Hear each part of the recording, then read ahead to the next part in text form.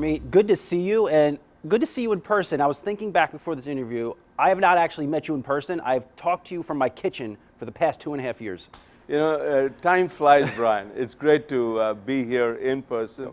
And I'm coming to New York after a little over 2 years, and it's good to see things coming back to normal. You know, we did our earnings here yesterday, and today we're attending the JP Morgan conference. So great to meet you. I imagine it's good to, it's well timed, of course. You guys had your earnings out, and one thing that stood out to me was you have raised prices, consumers haven't balked. Why do you think that's the case? I think our brands is all about, you know, the fact that our brands are resonating. You know, there's a couple of messages in our earnings. First, we started the year with strong momentum on the back of a real good 21. But it's really driven by the fact that our brands are resonating. All our brands, we have 5 brands, all of them grew. The category is been growing. You know, our category, the denim sales in the US were up 11% relative to pre-pandemic. Our business was up 22%, and our earnings were up, you know, 35%. The good news is, despite the price increases, we are selling more units, so it's a balanced growth. So that's fact number one. The fact number two is the areas that we're focusing on strategically, whether it's growing digital, whether it's growing our brands, whether it's growing both men's and women's, are all resonating. And our brands, despite the pricing, still offer tremendous value. On pricing, how much have you had to take up prices because of inflation? I think so many people would agree they've never seen inflation like we're seeing now. Yeah, no, it's really unfortunate. And we, you know, when we take pricing decisions, we do it thoughtfully. It's not that we pass every dollar of inflation on to the consumer. We actually look at, you know, what can we absorb internally. Then we price for innovation. You know, so, you know, we're innovating at breakneck speed, new products, new styles. And after that, we price, you know, on our core products. So we've been taking pricing a year ago. We knew this was coming, and you know, because we offered great value, we've been using both art and science. A lot of data science goes into this. So our pricing, our AURs, average unit retail, is up 10% year over year, and 70% of that is primarily pricing. The other 3% or 30% is driven by mix changes, and it is sticking because, you know, it's being resonated. Is being driven by the fact that our consumer demand is also up, given that our units are growing. And so as we think forward, we'll probably take a little bit more pricing, but do it thoughtfully, and ensure that the consumer continues to get tremendous value. Where have you seen the most inflation? Largely in commodities and in freight.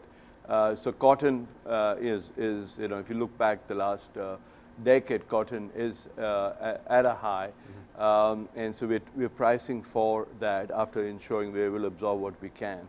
And then in freight, you know, we're also bringing, because of supply chain related issues, we're also air freighting a lot of stuff, so that does cost money.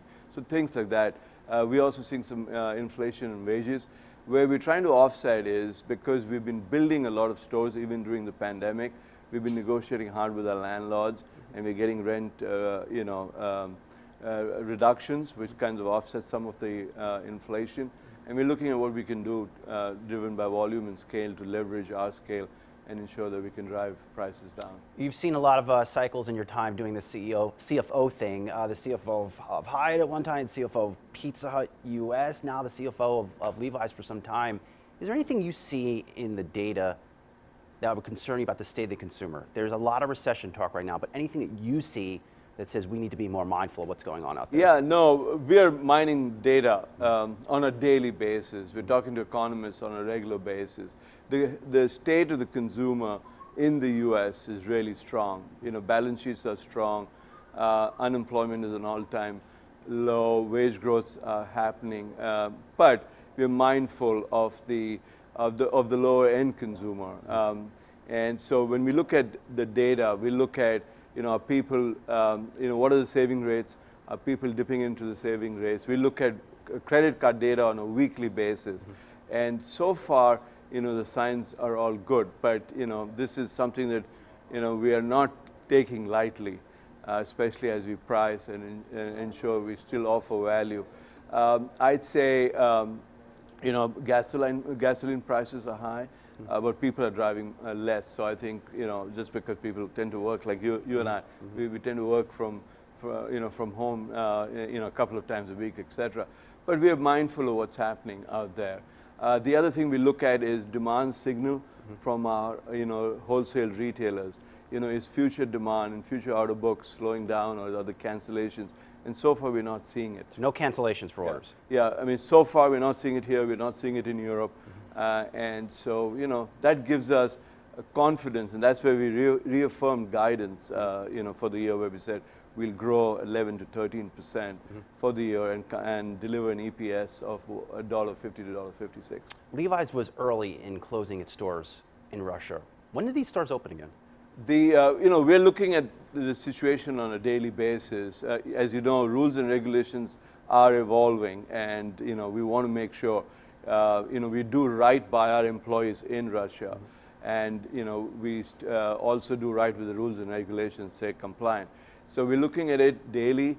Our hearts and minds go out to the people impacted by the unfortunate war in Ukraine. We have stores in Ukraine, we have employees in Ukraine, and obviously, a business, a small piece of a business is in Eastern Europe, but still, what really is very thoughtful is that our employees in Europe have really, stood out, and they're opening the doors, they're opening their wallets. We as a company are opening our wallets to ensure that we can do our best, for the people whose lives have been impacted by the unfortunate war. And do you see yourself doing business again there at some point?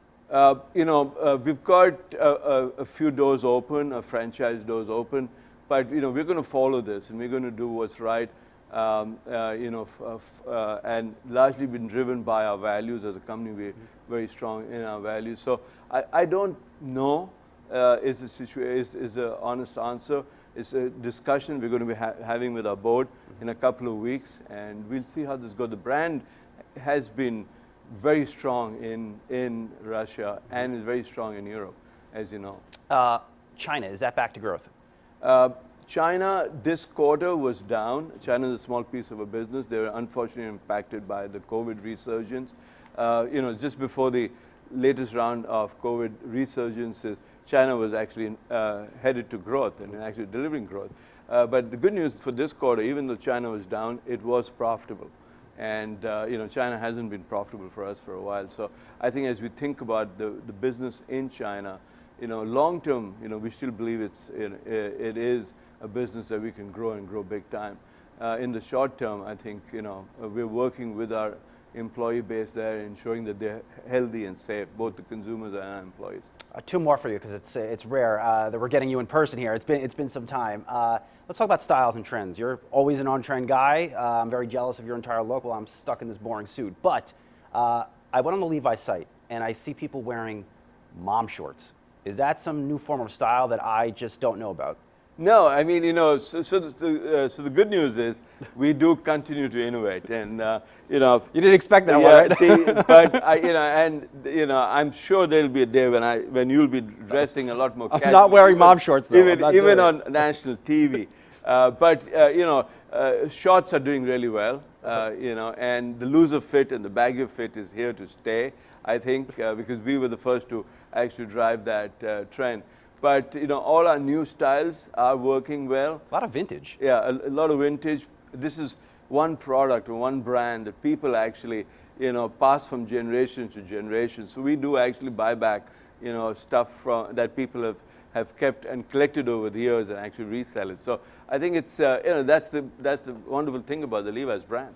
Lastly, I mentioned you've been CFO many prominent places, led a lot of companies through the IPO process.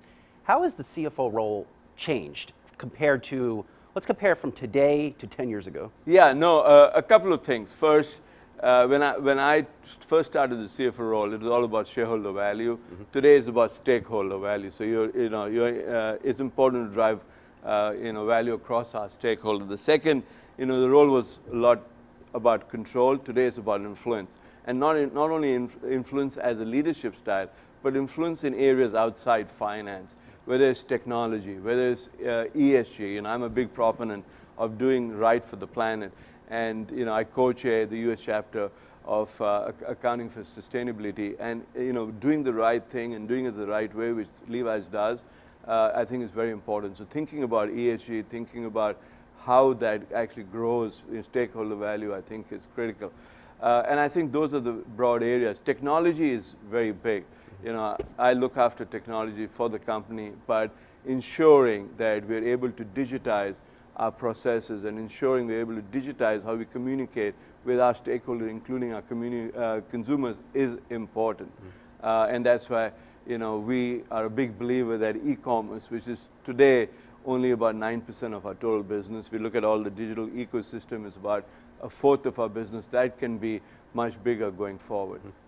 Well, I'll leave it there, but I will say that it's good to know that you exist above the waist, and same goes for me. Harmit Singh, enjoy your time in New York. We'll talk to you soon. And Brian, thanks for having me. Appreciate it. Great to see you in person.